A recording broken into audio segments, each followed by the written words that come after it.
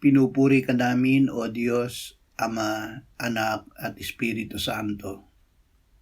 Salamat, Ama, na ibinigay mo sa amin si Jesus na iyong anak, na namatay para sa aming kasalanan, iyong muling binuhay, iniakyat, at iniluklok sa iyong kanan sa langit.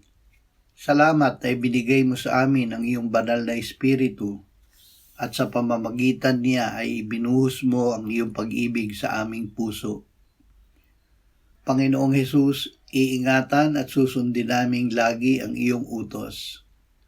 Ama, gawin mo kaming tahanan mo at ng iyong anak at ng iyong Espiritu. Amen.